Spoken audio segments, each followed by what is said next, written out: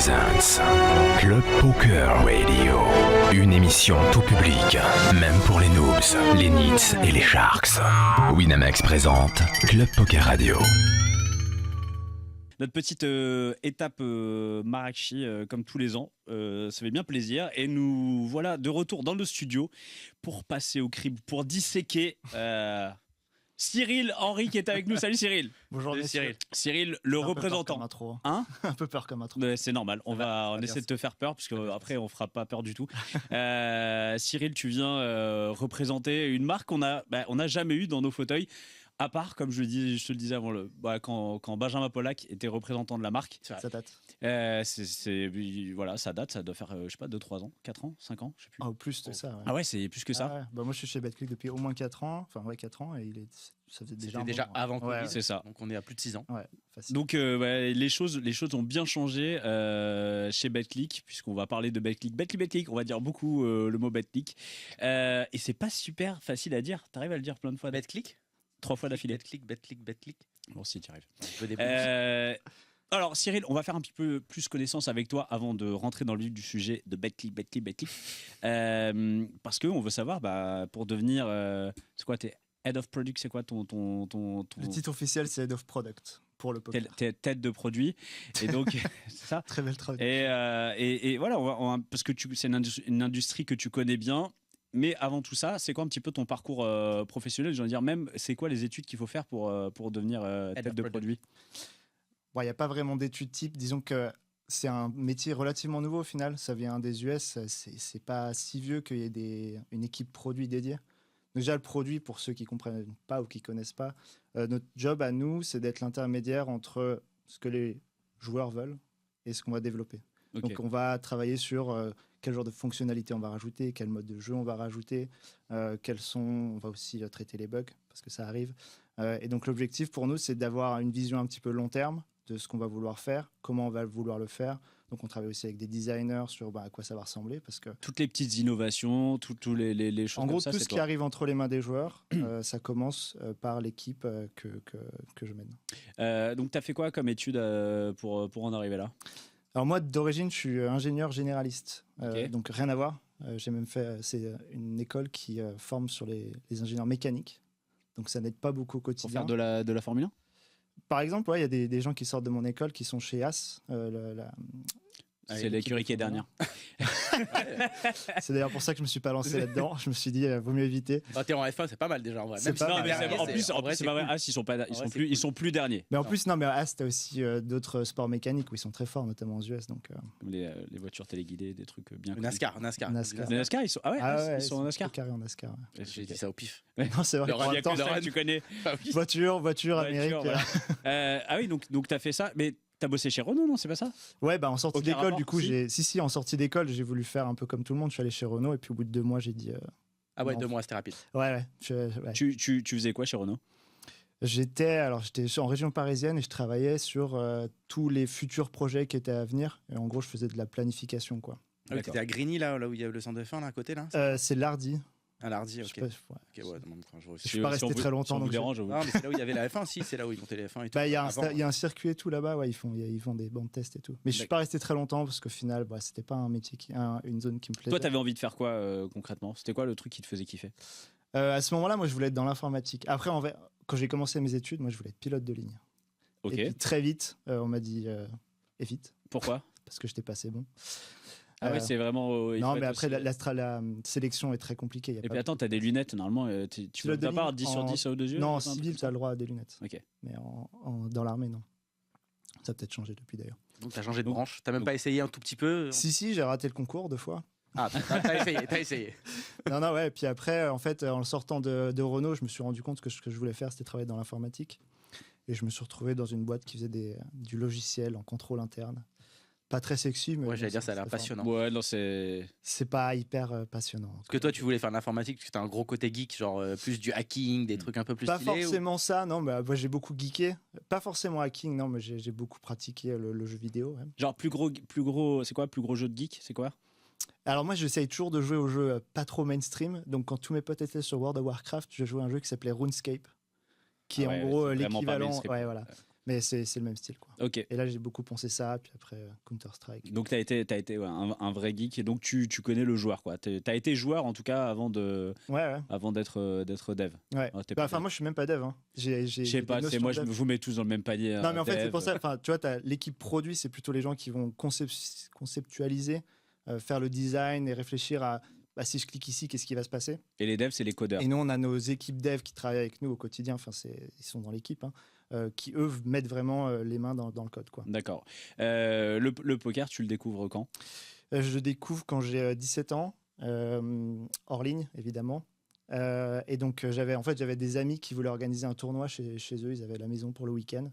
Et ils nous ont. En gros, le mec voulait ramener beaucoup de monde, donc il avait invité tous les potes de son frère, dont je faisais partie. Et moi, je connaissais pas du tout. Et du coup, je me suis dit, faut quand même que je me forme, quoi. Et donc, et il m'a dit, tu peux aller jouer en ligne, il y a des sites gratuits.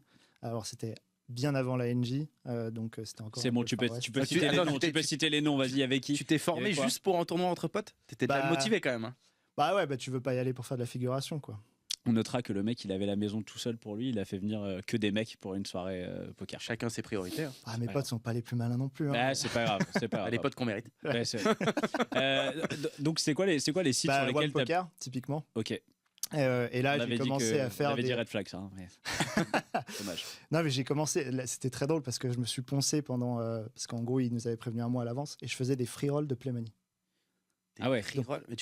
Mais attends, mais One Poker, c'est pas un site. Il n'y avait pas un site de jeu, One Poker. À ce moment-là, si, c'était encore sur On Game. Mais c'était Wina. Ouais. Oui, voilà. C'était juste le skin, c'était le forum, quoi, WAM. Ouais, c'était ça. Ouais. Et après, petit à petit, je suis allé jouer ce tournoi chez mon pote. J'ai busté très rapidement, donc je me suis tourné vers les bières. Mais malgré tout, tu vois, le poker est resté. Et après, petit à petit, j'ai commencé à chercher, à aller plus loin. C'était l'époque aussi où tu avais des déposits de bonus, des bonus pour. Tu peux faire la chasse au bonus. Tu pouvais monter une bankroll qu'avec les déposits de bonus. Exactement. Donc en gros, j'ai fait le tour de tous les sites de l'époque. Titan Poker. C'est possible, mais tu sais, c'était des trucs où tu passais, tu faisais 2 mains, tu prenais 10 balles, tu les repassais sur le site. Ah oui, tu faisais juste ça, ok. Ouais. Fallait grind un peu. Ouais, parce qu'en fait, j'ai grandi dans une famille où, en gros, tu vois, on m'a dit, tu joues pas à créer. Enfin, l'argent est important. Ouais, t'as la valeur de l'argent. Voilà. Et donc, je voulais pas déposer de l'argent tant que j'étais pas sûr qu'en fait, je maîtrisais le truc. Dans ta famille, ça jouait un petit peu ou vraiment pas du tout? Pas du tout, non. Pas du tout. Non, j'ai vraiment découvert le poker à ce moment-là. Non, en vrai, ma vraie première expérience de poker, c'est du 5 cards single draw avec mon grand-père pendant les vacances d'été, quand on avait 12 ans, quoi. Ok. C'est vrai, on a tous commencé finalement une fois, on a joué au 5 cards et on connaissait pas les règles. J'ai jamais joué au 5 cards. Ouais, moi j'ai joué une fois. J'ai joué online je une même fois. pas les règles. Ouais. Ouais, c'est marrant, mais c'est un autre sport, quoi. Tu t'es piqué? Tu commences à vraiment t'intéresser au jeu, même à la stratégie du jeu ou pas? En fait, très vite, le jeu en lui-même m'intéresse. Et ce que je découvre vite, c'est que finalement, le poker, il y a beaucoup de parallèles avec la vie, quoi. En fait, tous les jours, tu dois prendre des choix, t'as pas toutes les informations, etc. Et je sais pas, pour moi, c'est un espèce de déclic en mode, le poker, c'est un peu une petite expérience de la vie dans une zone contrôlée, quoi, un système contrôlé. Et je sais pas, ça m'a tout de suite marqué. Et en plus, tu peux devenir riche. Si tout se passe bien, ouais. Ouais. Mais après, en plus, c'était aussi l'époque, tu avais les teams pro qui commençaient un peu à se créer. T'avais beaucoup de... Et puis, c'était aussi l'époque Patrick Bruel, WP. Il y a une grosse simulation autour du poker à ce moment-là. Il y avait les sa manette sur Canal. Et puis nous, on allait chez les potes avec la manette. Donc forcément, tu essayes de vouloir comprendre les règles, quoi. Donc là, tu es encore avec ton taf Non, j'étais au lycée. Non, t'es au lycée. Ouais, c'est quoi ta première approche professionnelle avec le poker? Première approche, du coup, c'était juste après mon expérience à Renault. Là, je fais 2 ans à Paris dans cette boîte qui fait des logiciels de contrôle interne. Puis au bout de 2 ans, je me dis, ce serait cool de travailler sur un produit qui me plaît, quoi. Quand j'étais en école d'ingé, il y avait une femme qui était venue nous faire nous aider à aiguiller notre carrière. Elle m'avait dit, vous avez besoin de travailler sur un truc qui donne le sourire aux gens. Et ça, c'est resté en moi, tu vois. Et quand à Paris, je commençais à en avoir marre. Je me disais, je joue tous les week-ends au poker. Moi, ça me fait kiffer. Et puis, en fait, je trouve que le poker m'a aussi beaucoup donné. Donc, à ce moment-là, je me dis, j'ai envie de passer dans les backstage. J'ai envie de donner un peu au poker aussi. Et à ce moment-là, j'étais à Paris et je voulais quitter Paris. Et donc, on est en 2017. Donc, il n'y a pas beaucoup d'entreprises à ce moment-là où je peux aller vendre mon savoir-faire. Et au final, je me dis, tant qu'à aller quelque part, aller chercher les numéros 1. Donc, je vise PokerStars. Et donc, PokerStars, le truc, c'est que mon métier, où ça se fait, c'est sur l'île de Man. Donc, Ok. Ça fait un grand changement de Paris à de Paris à Lilleman. Lilleman, ça fait un petit changement. Légèrement. Et du coup, je postule à peu près tous les tafs que je vois. J'ai même postulé pour un taf de contrôleur interne, parce que je me suis dit, j'ai travaillé sur des logiciels, donc ça se trouve, je sais faire. Évidemment que non. Et puis, je me dis, une fois que j'ai postulé partout, je me suis dit, il fallait que je me donne les chances. Donc, je vais sur LinkedIn, je regarde les gens qui travaillent là. Et je me dis, je vais essayer de trouver un Français qui y travaille pour voir s'il n'y a pas moyen. Et là, Et je tombe sur Manu B. ancien créateur de cette radio, hein, Manuel. De Manuel Bovin. WAM Poker aussi, je crois. Il me semble. Non. Si, là, c'est l'un des Non. pionniers. Hein. Ah si, je crois. Hein. Manu B. Il me semble. Hein. En tout cas, ancien Team Pro. Ancien Team Pro Ancien Wina. Team En Pro plus, Wina. c'était l'époque où moi, je suivais beaucoup les Team Pro. J'étais F5 sur les reports de Benjo pour voir qu'est-ce qui s'était passé. Donc sur ça la te chose. parle, quoi. Tu vois le nom. Donc ça je te vois parle le nom et direct. je me dis, je le connais pas, mais je vais tenter, quoi. Et je lui écris sur LinkedIn. Et Tu en dis de toute façon, il est à l'île de Man, donc il doit se faire chier. Donc c'est sûr, il va répondre. Il y a une course de moto par an, à part ça, il n'y a que dalle. Ouais, et puis en plus, on était après la course de moto, donc justement, là, il n'y avait plus rien. L'île s'endormait. Et au final, il a été très cool. Il m'a beaucoup aiguillé. Et il m'a lâché un message en mode écoute, je vais voir si je peux parler au manager. Et en fait, le jour où j'ai rejoint PokerStars, j'ai découvert que le manager était assis à sa droite et qu'ils allaient régulièrement boire des coups ensemble, donc ils se connaissaient très bien. Donc, sûrement grâce à ça, ça m'a un peu permis de rentrer et sûrement aussi parce que j'étais le seul stupide qui acceptait d'aller jusqu'à l'île de Man. Et attends, juste, donc c'est pas un mythe. Hein. On avait reçu il y a pas longtemps quelqu'un qui avait vécu sur l'île de Man. Pauline, ouais. Pauline. Ouais, c'est pas un mythe. Alors, c'est ma mission aujourd'hui de réhabiliter l'île de Man. C'est pas aussi pire que ce qu'on en dit. En vrai, c'est sûr que quand tu as l'habitude de Paris, tu arrives sur l'île de Man, Un choc. c'est Ouais. dur. Et si tu es en plus de ça célibataire, c'est terminé. Moi, Mais genre que tu veux dire que si tu viens de Besançon et que tu vas à l'île de Man, ça Bon, va, c'est pas pareil. un grand changement. Pareil, ouais, c'est juste que les mecs qui parlent une langue étrangère. Ou à Besançon ou à l'île de Man. Les deux. Les deux. Ah, t'as pas vu l'accent. Non, mais du coup, en vrai, l'île de Man, c'est superbe. Enfin, pour donner, je donne toujours cette anecdote, tu vois. PokerStars, c'est la seule boîte où je travaillais et dans la journée, tu as un email de la réceptionniste qui dit venez dans le lobby, vous pouvez voir des dauphins dans la baie. T'as pas Ouais. beaucoup de taf où tu peux voir des dauphins qui sont en train de sauter dans la baie qui est juste à côté. Après, tu sors du taf, tu vas marcher 5 minutes, tu es sur des énormes falaises à la irlandaise. Ouais. Si t'aimes les moutons, c'est super, il y en a de partout. Non, mais si t'aimes la rando, moi j'aime beaucoup la rando par exemple. Tu l'as bien réhabilité, hein, vraiment là, on a tous envie d'y aller, quoi. Si t'aimes la rando, c'est magnifique, t'as des endroits formidables. Les TT, la course de moto, c'est 2 semaines. Alors, c'est que 2 semaines, mais c'est fou. Et puis il y a des morts, c'est cool. Malheureusement, ouais. Non, mais ça, c'est hyper impressionnant. C'est fou. Moi, ça m'avait choqué la première année. Parce que tous les soirs, en gros, tu as ce qu'ils appellent le grandstand. Donc, c'est là où tout le monde va boire des coups. Et donc, dans la journée, quelqu'un se tue. Et ça, à PokerStars, tout le monde suit. Donc, ça se parle. Tu vas boire des coups le soir. Tout le monde est là. Ouais, il y a un mec qui est mort et tout. Et en France, les mecs qui ont organisé la course, ils sont en prison. c'est fini, ouais. Le lendemain matin, ça repart. Ça fait partie du taf, quoi. Ouais. Et ça, il y a un côté très gladiateur. Enfin, moi, je trouve ça beau, tu vois, dans un sens où c'est vraiment le côté, c'est le sport ultime, quoi. Tu mets ta vie en danger et ça fait partie du taf, quoi. Tu restes combien de temps à l'île de Man? D'ailleurs, tu fais quoi? C'est quoi ton poste chez Alors, PS? j'arrive là-bas, je suis product manager. Donc, en gros, c'est les gens qui sont... On a une problématique à gérer. En gros, on doit trouver une solution pour. Et moi, on m'assigne tout ce qui est cash game. Et donc, pendant 1 an, je vais travailler sur toutes les variantes que PokerStars a sorties. Donc, en Alors France... justement, ouais, j'ai noté les variantes. Les variantes. Elles n'ont pas marqué le. Pas les variantes classiques. Hein, Non, là, c'était vraiment inventer des nouvelles variantes. Et en fait, l'inconvénient, c'est que le marché français, il n'y en a pas beaucoup qui sont arrivés parce que les règles, enfin, la façon dont la loi est faite en France, c'est très descriptif. Donc, dès que tu commences à sortir un peu de cette loi, ça passe pas en France. C'est pour déjà, ça qu'en t'as France... même pas le droit de jouer autre chose que le PLO et le Hold'em. Non, t'en as d'autres. T'as le RAS, tout ça, mais... Tu peux faire ça. Oui, ça si tourne pas le droit, mais... Et tu vois, typiquement, en France, la seule qu'on a réussi à faire passer, c'était le fusion. Tu commences avec une main de Hold'em. Au flop, tu reçois une 3e carte, à la turn, une 4e. Et ça se finit en Omaha. Ok. Parce que le Hold'em et le Omaha, Omaha, ça existe. Donc, l'inverse de l'Irish, en fait. Retourner l'Irish où tu commences à 4 et tu défauches. J'ai noté, il y a donc Fusion, il y avait le Showtime. Showtime, c'est dès que quelqu'un fold, ses cartes sont affichées. Ok. Donc, tu as plus d'infos. Donc, tu as plus d'infos. Pas mal. Et il y en a un où tu disais que tu n'étais pas très fier de toi, c'est le Unfold. Ouais, Unfold. Unfold, alors, en gros, pour donner un peu l'histoire, la façon dont on inventait ces variantes, ça c'était des réunions formidables parce que tu joues au poker pendant 2 heures, tu disais, hey, si on faisait ça, ah ouais, tiens, on essaye, ah non, c'est un peu nul. Et évidemment, pour bien saisir si la variante valait le coup, on mettait un peu d'argent, donc c'était assez cool. Ça change de tes réunions habituelles quand tu travailles sur un logiciel de contrôle interne. Et donc, normalement, toutes les variantes sauf Unfold, c'était nous qui les avions inventées d'un notre côté. Et Unfold, ça avait été poussé par quelqu'un d'autre, un peu en haut. Et donc, c'est une variante qui... Balkany qui n'était pas impliqué dans cette discussion. Les gars, on va faire ça. Non, mais tu vois, c'est pour moi, c'est ce que je leur avais dit à l'époque, c'était il n'y a pas assez de buts au foot, donc on a grandi les cages. En fait, je trouvais que c'était un peu dommage. Et en gros, le thème, c'était si tu avais foldé pré-flop, une fois que tu voyais le flop, tu pouvais payer, ça devait être l'équivalent de genre 2 blindes, je crois. Pour revoir ta main. Pour reprendre ta main, mais en fait, après, tu jouais un flip. C'est-à-dire que tu rentrais pas, tu n'avais plus le droit de pas. Tu pouvais plus miser.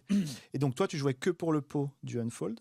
Mais ceux qui étaient encore dans la main, s'ils te battaient, ils prenaient aussi le pot du unfold. Donc, c'était un peu. Mais le unfold, finalement, tu rajoutais que 2 blindes. C'était pas non plus. Il y avait jamais un énorme pot pour les. C'est ça. Et puis souvent, les gens, ils rentraient que s'ils avaient une bonne main. Donc, en fait, il y avait souvent qu'un gars qui jouait pour le unfold. Donc, ça n'a pas beaucoup pris. En fait, en ultimate, presque. Ouais, c'est ça. C'est ça. Est-ce que ça m'intéresse parce qu'on parle de cash et c'est vrai que très souvent les innovations, c'est plus en MTT. Pourquoi il y avait vraiment ce besoin d'innovation dans le cash? C'est parce que le cash, ça diminue. On voulait vraiment le relancer.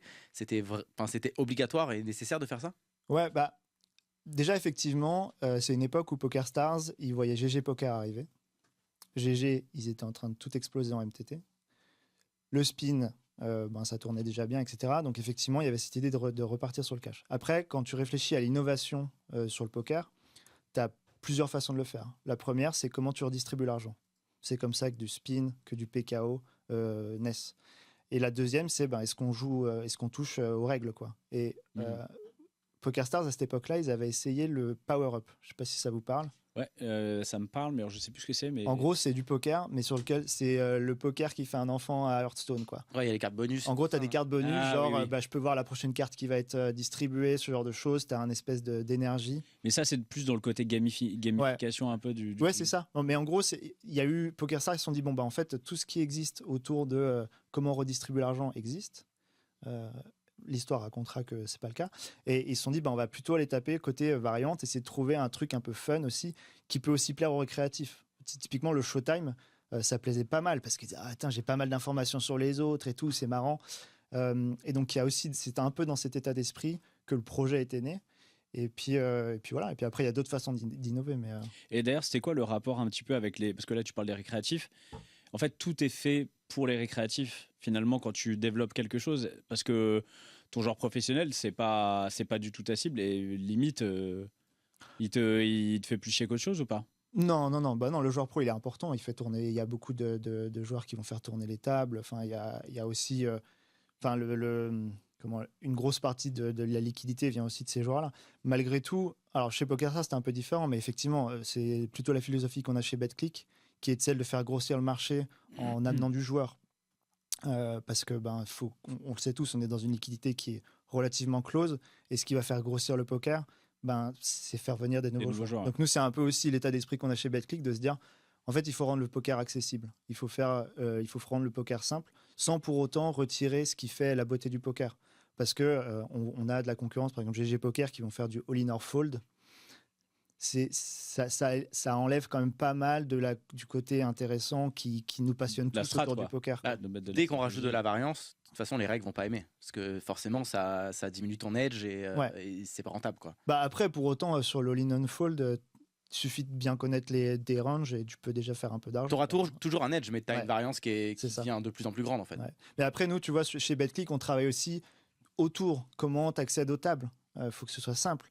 Quand tu ouvres certains de nos concurrents, si tu es débutant, tu as un arrêt cardiaque parce qu'il y a trop d'informations, c'est en mode Excel, c'est très compliqué à lire, etc. Tu as beaucoup de clics avant d'arriver sur Exactement. ta table. Et nous, en gros, notre philosophie, c'est de dire, un joueur qui découvre le poker, il faut qu'il se pose des questions quand il est à la table.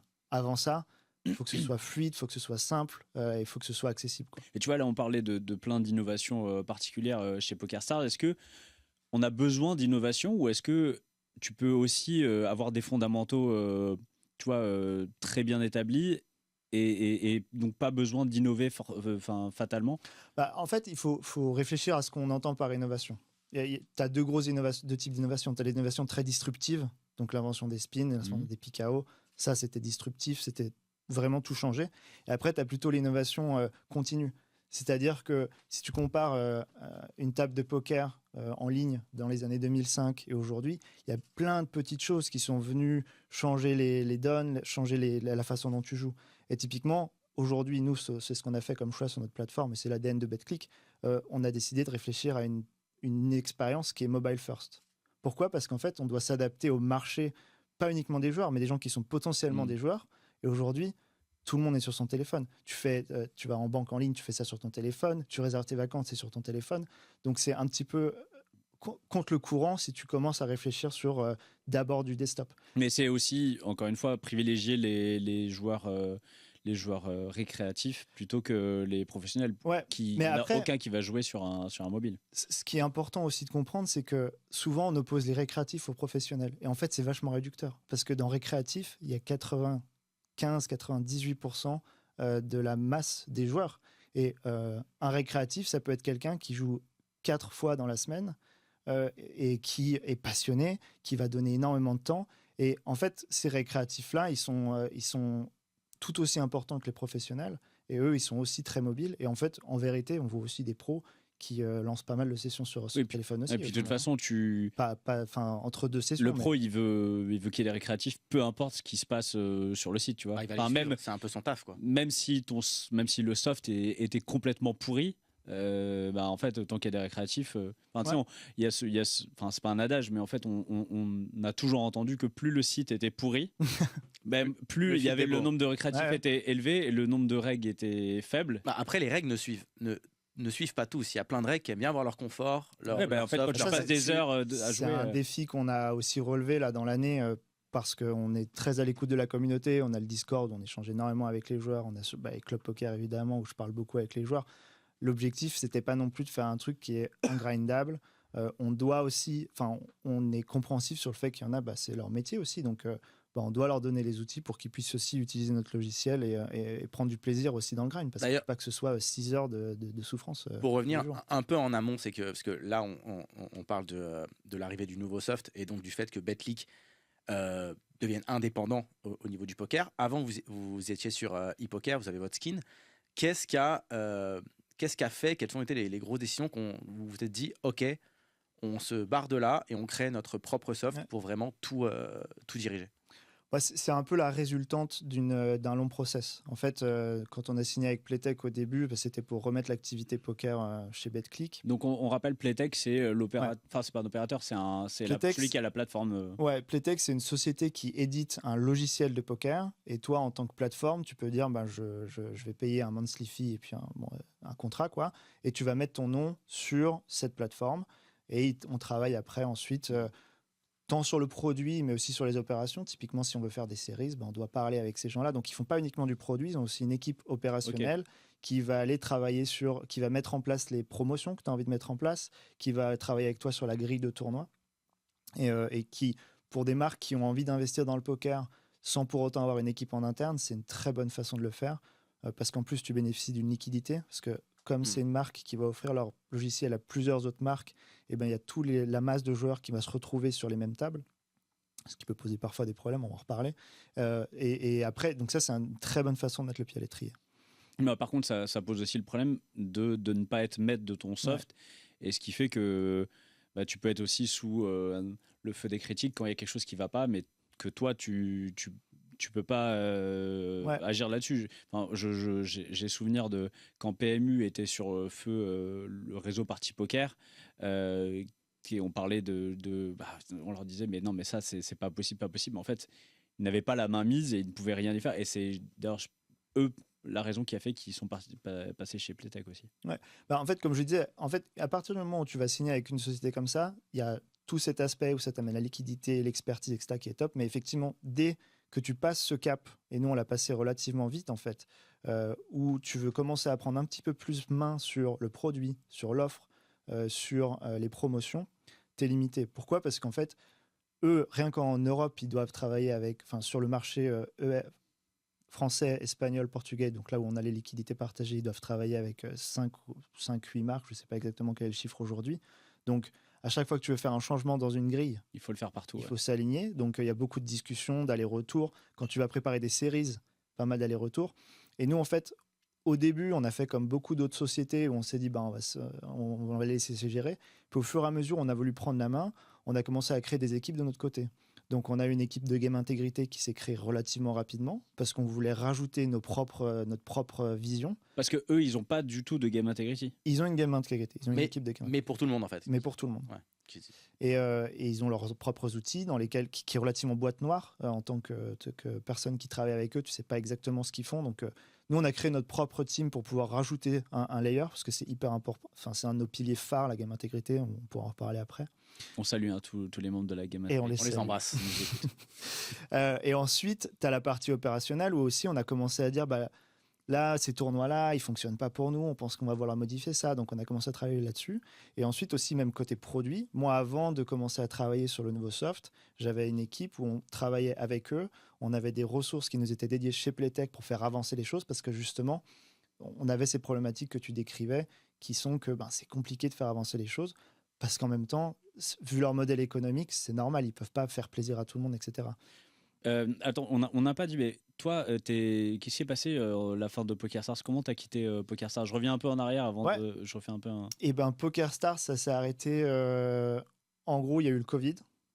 Alors, Hildeman, un endroit formidable où être pendant le Covid. Personne n'a parce le qu'ils Covid, mais il y a Ouais. personne n'a le Et- Covid. En gros, ils et ont fermé que les des frontières moutons et très des vite. dauphins, on a dit. Donc, moi, j'étais dans les pubs pendant que vous étiez confinés chez vous. Donc, c'était un moment très cool. Sauf que 2 ans de Covid, tu fais des randos.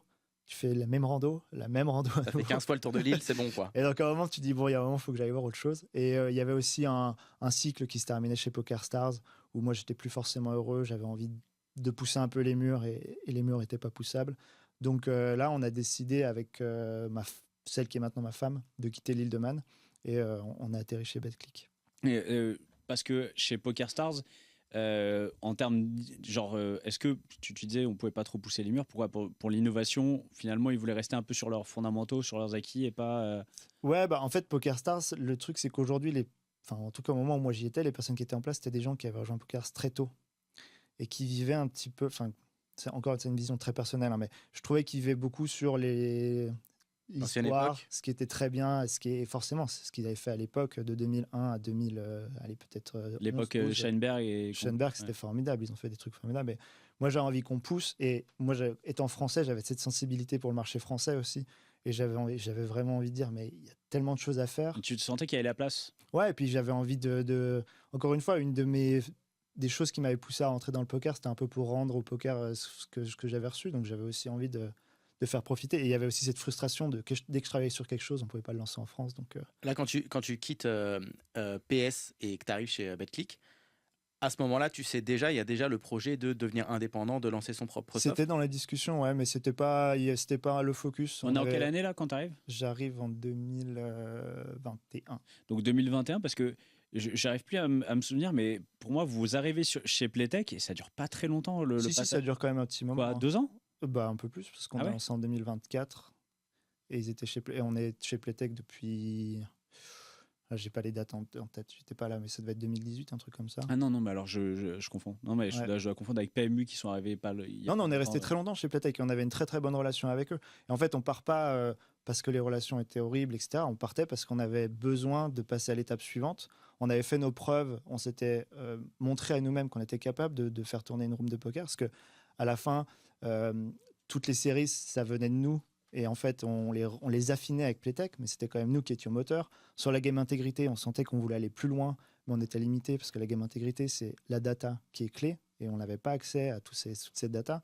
Donc en fait, c'était le moment où nous, on avait envie d'être moteur aussi dans le poker en France. Donc il fallait qu'on passe à la vitesse du dessus. Et c'est là qu'on a pris la décision de lancer notre Tu parles de la game integrity que c'est moteur. Pourquoi c'est si important?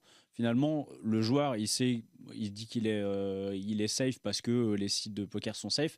Pourquoi c'est si important de le mettre en avant? Parce que on n'a qu'à voir les discussions qu'il y a en ce moment. Les gens, ils parlent d'IA, etc. En fait, il y a une inquiétude autour de ça qui est, je pense, faite parce que les gens ne comprennent pas forcément aussi tout ce que ça veut dire. Mais la triche en ligne, c'est quelque chose qui a toujours existé. Dès qu'il y a un jeu d'argent, de toute Bien façon, sûr. il va y avoir de la triche. Maintenant, je pense que nous, on considère que c'est quelque chose de fondamental et qui sera ce qui cassera ou passera dans les années à venir. C'est les sites qui ont les opérateurs qui ont la meilleure gamme intégrité qui survivront. Sans ça, ça ne fonctionnera pas. Et nous, on a besoin aussi, on a envie de montrer, enfin, on doit montrer aux joueurs qu'on fait nos efforts et on le fait pas pour de la com, parce qu'on n'en parle pas beaucoup au final. On le fait parce qu'on pense que c'est fondamental dans le poker en ligne de rassurer les joueurs et que les joueurs n'aient aucun doute que lorsqu'ils jouent, ils jouent sur une table où c'est fair, c'est équitable et il n'y a pas de triche. Alors tiens, pour aller juste encore même un peu plus loin, on peut pas tout, enfin j'imagine que tu peux pas tout dévoiler, mais tu vois, c'est nous, tu parlais de la boîte noire, pour nous c'est assez opaque la Game Integrity, c'est les gens qui vérifient qu'on triche pas. Ouais. Mais ça se passe comment en fait? Est-ce que c'est des gens qui sont donc qui connaissent le poker parce il faut quand même, tu as besoin d'être un peu joueur de poker parce que tu dois connaître les mécanismes de triche, donc je sais pas, les angle shoot, qu'est-ce qui se passe? Ils regardent des HH? Est-ce qu'il y a je sais pas, il y a une alerte qui se lance aussi, tu vois, il y a un truc qui m'est toujours resté, on m'avait toujours dit, quand tu fais un tournoi de poker, si tu as 2 as et que tu fold pré-flop, tu vois, il y a une alerte. Ouais. En satellite. Non, mais là, c'est une vision un peu old school. C'est le old school, mais c'est pour un petit peu mettre un peu des mots, pour savoir un petit peu qu'est-ce que c'est ce truc de Game Integrity. En fait, finalement, c'est la petite police qui est chez BetClick. Comment on opère? Est-ce que c'est juste on regarde des HH, comment on fait? Alors, on paye un mec par joueur, il regarde toutes les mains qui jouent. Il est derrière ton épaule. Des fois, il doit faire des synchros, des fois, il fait des AVC. Celui qui est derrière mon épaule, il est pas content. Et putain, t'es nul. On a vu des plays à la turn qui étaient pas.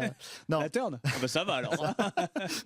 Non, en gros, ça restera une bague noire. Parce que c'est vraiment le jeu qu'on retrouve aussi dans le dopage, l'antidopage. Moins les personnes qui vont essayer de tricher en salle, mieux c'est. Ce que je peux dire en revanche, c'est que en termes d'équipe, effectivement, on n'a que des gens qui connaissent le poker parfaitement, qui le connaissent largement mieux que moi, qui sont des anciens pros, qui viennent de l'équipe de Game Integrity de PokerStars, qui est encore la référence, mais qui en tout cas l'était. Et ça, de toute façon, quand tu étais le site numéro 1 au monde, tu te dois d'avoir. Et ça, c'était aussi quelque chose qui tenait à cœur à Issa Schoenberg. Là. Pour lui, l'intégrité des jeux était très importante. Et moi, c'est aussi des choses que j'ai gardé un petit peu de cet état d'esprit PokerStars. Et donc, on a des joueurs des gens qui sont des anciens joueurs, qui connaissent parfaitement les problématiques. Et on a même des joueurs qui la connaissent si bien qu'ils ont montré à des moments qu'il y avait de la triche sur d'autres sites. Donc, c'est des gens qui connaissent, qui comprennent les mécaniques de triche. Après, la base de la Game Integrity, c'est la data. Donc, toutes les mains qui sont jouées sur notre site sont analysées et vont sur un Google Drive vont sur annoncer des alertes. Donc, t'étais pas loin en disant si je fold pair d'as, ça va déclencher une alerte. C'est un peu plus évolué que ça. On utilise des technologies qui sont très très actuelles. On est en permanence en train de s'améliorer. On a un tiers de nos équipes de développement qui sont dédiées à ces sujets-là. Et c'est vous-même qui avez développé les outils Alors, on utilise nos outils internes, des outils externes. On a tout un arsenal. Et en fait, il faut voir la Game Integrity comme c'est Sherlock Holmes. C'est-à-dire que c'est plein d'informations qu'on prend à droite, à gauche. Donc, c'est pas parce que tu as foldé pair d'as pré-flop que tu vas recevoir un email de la Game Integrity. Si, toi, peut-être. Il mérite. Mais en tout cas, c'est tous ces éléments qu'on met ensemble et qui font qu'on crée des cas qui nous permettent ensuite de prendre des sanctions. Et les sanctions, elles sont adaptées à le type de triche auquel on fait face. Alors, il y a la Game Integrity, là on parle vraiment de la triche in-game, mais il y a aussi toute la sécurité globale. Ouais. On sait qu'il y a eu un problème dans le poker là, ces derniers mois, c'est qu'il y a eu plusieurs comptes qui ont été piratés sur un peu tous les sites. Pour le coup, il n'y a pas eu un opérateur qui a été ciblé, il y a eu pas mal de... Et il y a eu une paranoïa un petit peu chez pas mal de pros, à raison, puisqu'il y a eu des piratages. Comment on fait justement pour prévoir tout ça, Est-ce qu'il y a chez vous quand vous entendez ce genre de truc, il y a genre gros warning et tout le monde est sur le pied de guerre? En plus, il y a un peu une difficulté qui est maintenant, par exemple, il y a les retraits instantanés. On sait que les joueurs veulent ça, mais en même temps, c'est bien pour les joueurs.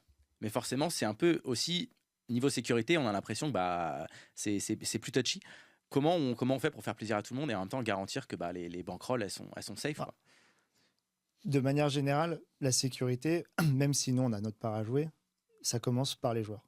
Ça, c'est clair. Ouais. C'est-à-dire que si tu envoies tous tes documents à une adresse que tu connais pas ou à des gens que tu connais pas, déjà c'est très compliqué parce qu'au final, nous on peut aller aussi loin qu'on peut, mais si quelqu'un a accès à ton ordinateur avec des photos de ta carte d'identité, tes mots de passe, tes trucs bancaires, bah, même une banque ne sera pas capable de gérer. Après, nous, en termes de standards qu'on se met, c'est arriver à un système de réseau bancaire.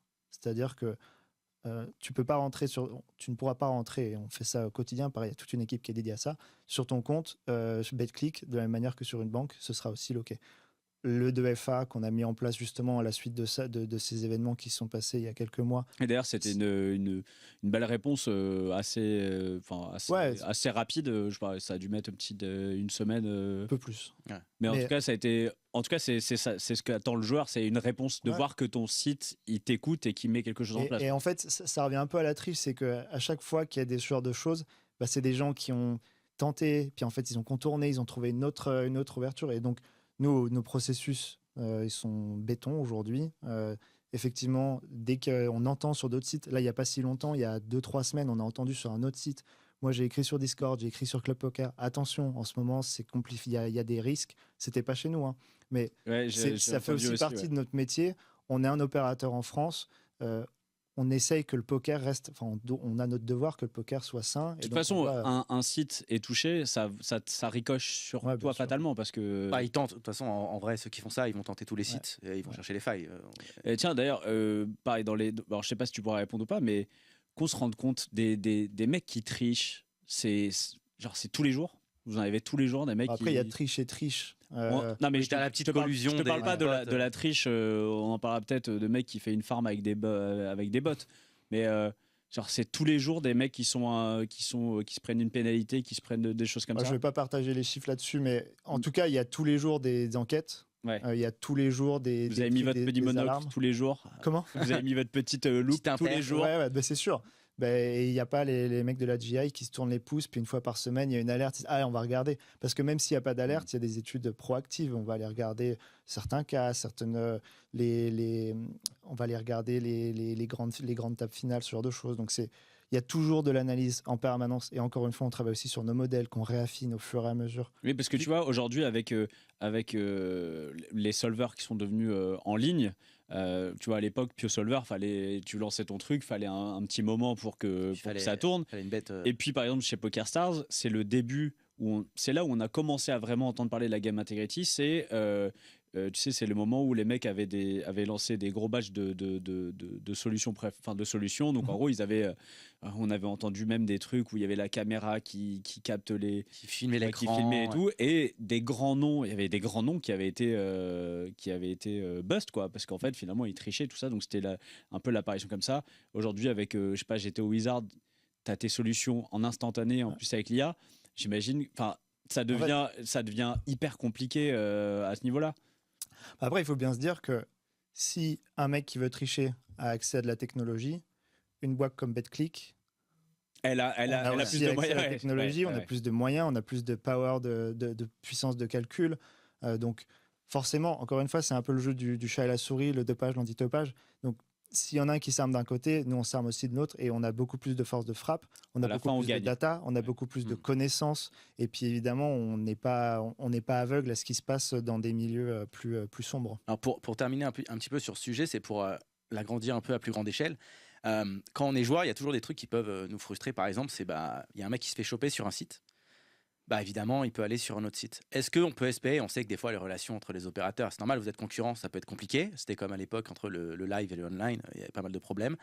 Est-ce qu'on peut espérer que, on n'en a pas parlé aussi, mais que l'ANJ, par exemple, drive un peu tout ça, qu'il y ait des fichiers nationaux, par exemple, des tricheurs, des mecs qui ont fait de la merde, et qu'on soit vraiment rassuré de se dire, ok, eux, ils se sont fait choper là, les mecs, ils sont, je sais pas, bannis 2 ans, 3 ans, voire lifetime, ou ce genre de choses, où finalement, il n'y a pas trop de discussion. Ça, c'est un peu un truc qui revient régulièrement dans l'industrie, parce que c'est effectivement quelque chose qui serait intéressant. Après, il faut aussi considérer qu'au même titre que tu as une bonne offre, au même titre que tu as des belles promotions, un beau soft, une bonne game intégrité, c'est un élément différenciateur avec tes concurrents. Donc, il y a forcément un jeu de business à business qui est un petit peu particulier là-dessus. Après, moi, j'aime bien ce que fait par exemple GG Poker. C'est-à-dire que si tu es chopé sur leur site en ligne, tu n'as plus accès Alors, tu peux pas, ouais, tu peux plus aller jouer. Ça, je pense que c'est des choses qu'il faudrait qu'on fasse. Alors, nous, on n'a pas de circuit live, mais d'autres sites qui ont des circuits live, à mon avis, devraient faire ce genre de choses. Et après, effectivement, c'est des choses qu'on regardera dans le futur. Mais encore une fois, c'est un élément tellement clé, tellement différenciant, que c'est compliqué aussi de s'ouvrir. Et il y a des poursuites pénales, parce qu'en fait, on a l'impression des fois qu'il y a les mecs qui sont chopés, mais en fait, ils risquent rien. À part l'investissement de base de la roll qu'ils mettent dessus, bah, on a l'impression que, ils ont perdu ça, mais derrière... le jeu en valait la chandelle, ouais, finalement. en fait, c'est ça. Alors que si on se dit que derrière, tu as des poursuites pénales, que tu risques de la prison ou des amendes... Genre, imagine, tu utilises Jeto Wizard pendant que tu joues, tu sais, genre, tu vas en prison. T'es là pourquoi ? J'ai essayé de solde, très flop. Les Français seraient très contents de recevoir le genre de poker. Non, mais d'avoir vraiment... Ça, les mecs qui ont utilisé Jeto Wizard, c'est les pires en prison. Non, mais ils se font défoncer. Faut forcément, pour qu'il y en ait moins, que les mecs se disent je risque gros quand même. Comme je le disais, nous après, en fonction de la triche, on va monter dans la sanction. Et les sanctions pénales, c'est pas exclu. C'est pas exclu. Voilà, gare à vous là. Ouais. Putain, comment on le voit plus animé. C'est bizarre, il a un bracelet à la cheville. Bizarre, il a une grosse cheville. Quoi on va revenir sur donc la création du soft. L'histoire avec Playtech. Comment ça se passe ? En fait, c'est des contrats de plusieurs années ou c'est juste un an à chaque fois, tu signes Ça dépend des contrats. Parce que moi, je te dis, ce que j'avais entendu, c'est que il y avait aussi une fin de contrat et c'est aussi pour ça que vous avez sorti votre soft. De toute façon, c'est ça aussi. Ça fait combien de temps avant la fin du contrat avec Playtech, avant que le soft sorte, vous avez mis combien de temps pour le développer ? En gros, il y a 1 an de développement, mais il y a un peu plus de préparation. En gros, quand tu vas lancer un soft, tu commences sur une feuille blanche. Et ça fait un peu peur. Et c'était sur cette feuille blanche, toi ? Ouais, c'est moi qui ai commencé. T'avais la feuille blanche. T'as mis le titre. J'ai eu mon premier énorme whiteboard où j'ai dit bon, où est-ce qu'on commence ? Venez, on fait un playground. Et c'est resté. No comment. Non, mais en gros, tu dois commencer et tu commences d'une feuille blanche. Et en fait, avant de te dire, allez, on va mettre des blindes là, et puis en fait, les cartes seront comme ci, faut commencer à mettre tes bases. Donc, quel genre de soft ? Qu'est-ce que tu veux apporter au poker, en gros ? Parce que copier les autres, c'est Après, tu peux t'inspirer des autres. Tu peux t'inspirer de ce qui marche. Ça, c'est une certitude. On va pas réinventer la roue. Il y a 3 boutons. On va mettre 3 boutons. On va pas en mettre 4. Mais ce qui est important, c'est de comprendre qu'est-ce que tu veux mettre. Donc, c'est ce que je dis tout à l'heure. Nous, on voulait mettre l'accessibilité, la simplicité. On voulait remettre le jeu au cœur de l'expérience parce qu'on trouve que dans l'industrie, il y a un peu trop d'outillage qui vient autour du jeu, qui enlève l'edge qui doit venir du joueur en lui-même.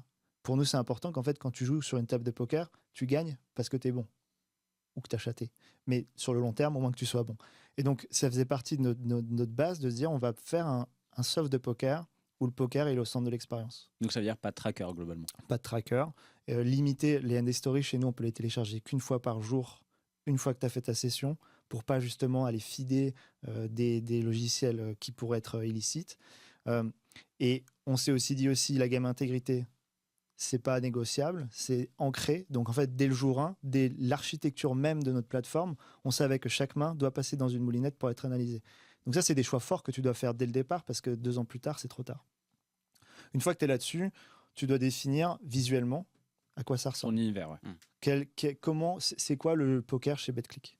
Donc nous, on est parti sur un univers très inspiré des jeux vidéo, gamifié, parce qu'en fait, c'est un jeu le poker. Et un constat qu'on a fait à ce moment-là, c'est se dire, sur certains sites, c'est plus gamifié d'ouvrir Revolut que d'aller jouer au poker. Qu'une banque soit plus gamifiée, plus fun qu'un site de poker, c'est aberrant. Et d'ailleurs, c'était le cas aussi du site, le site de Paris Sportif, par exemple, de BetClick. Je ne sais pas si c'était déjà avant le soft.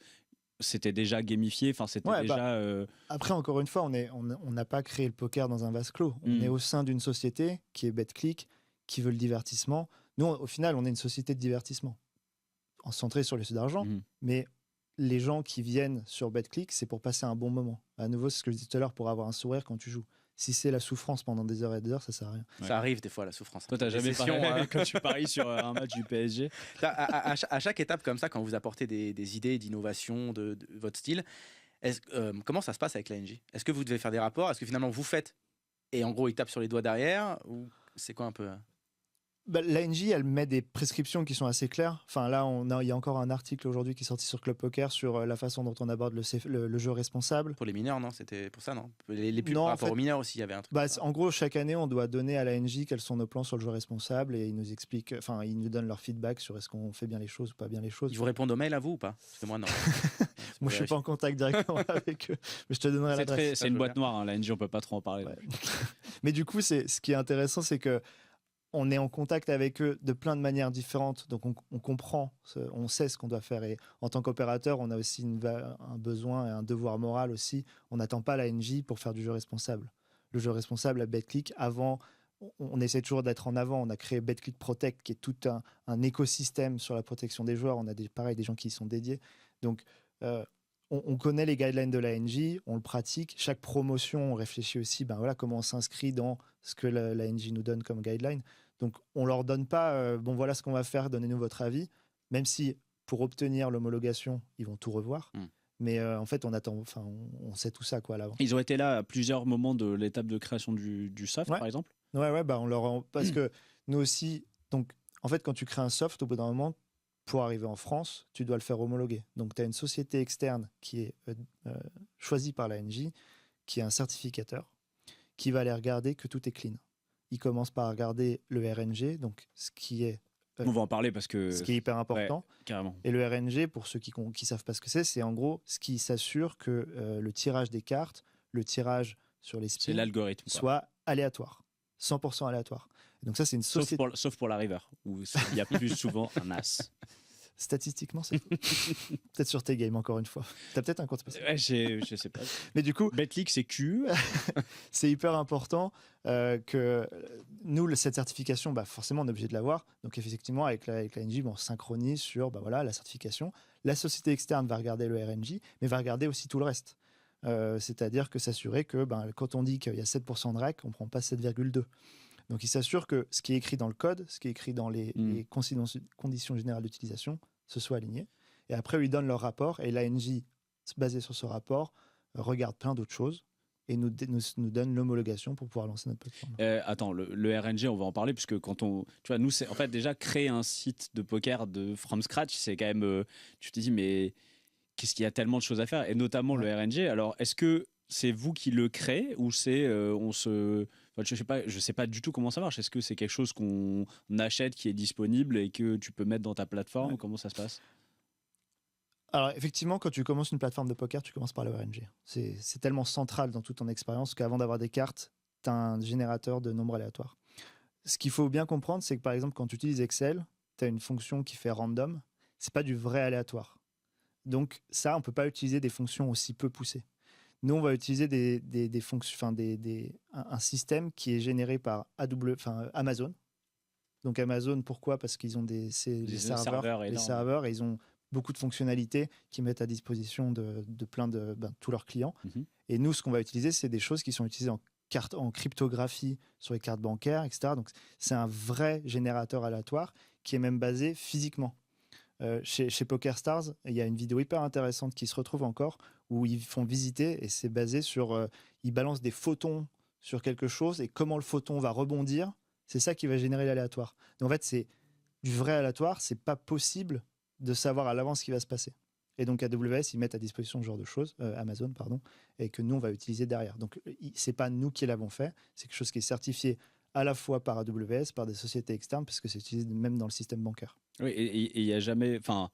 On est obligé d'avoir quelque chose d'aussi poussé finalement. Ouais. L'ANJ, dans ce qu'ils vont regarder, le RNG, c'est quand même central dans tout ce qu'on fait au final. Ils le regardent de très près et ils forcent un certain standard. Tu peux pas faire un RNG maison. Et du coup, quand t'entends les critiques des mecs qui disent putain, et il y a quand même un nombre de setups sur ça te fait rigoler? Non, ça me fait pas rigoler parce que je trouve ça dommage, parce que je pense que ça veut dire qu'il y a un manque d'éducation. Et je pense qu'on ne travaille pas assez là-dessus, même les opérateurs. C'est-à-dire que comprendre la variance, c'est clé dans le parcours d'un joueur de poker. Et du coup, quand on voit ce genre de commentaires, c'est qu'on rate quelque chose. Et quand je dis on, c'est l'industrie du poker de manière générale, je pense. Ça, en vrai, il y en aura toujours. Il y en aura toujours. Il y a des gens, ils veulent juste jouer, ils ne vont pas s'intéresser à autre chose. Après, il y a aussi le côté très humain c'est plus facile de dire que c'est la chance plutôt que notre niveau. Mais en fait, on oublie, quand tu perds un 80-20, t'as oublié les fois où t'avais gagné des 20-80 ou le nombre de fois où c'était passé. Enfin, tu vois. Bah, c'est sûr, ouais, c'est la tuile quand tu perds ton 81, mais ça fait aussi partie du jeu. C'est toute la beauté du poker.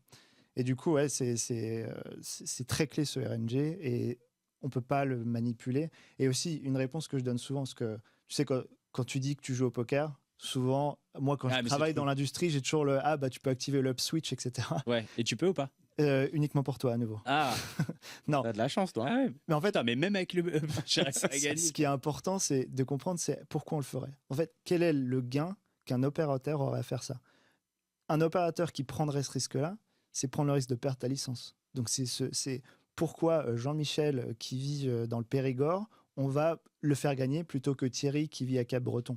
Il n'y a pas d'intérêt, en fait. T'as pris des surtout que c'est au pas hasard. Hein. Surtout que c'est pas là où vous prenez l'argent de toute façon. Exactement, parce que c'est un jeu de peer-to-peer. Donc, en fait, c'est entre tu gagnes les joueurs que ça se passe. Nous, le rec, il a été pris effectivement au début du tournoi, donc que tu gagnes ou pas, au final. Mais en plus de ça, très honnêtement, ce serait d'une complexité phénoménale d'arriver à avoir un système qui choisit parce que toi, tu as gagné hier, tu vas perdre aujourd'hui.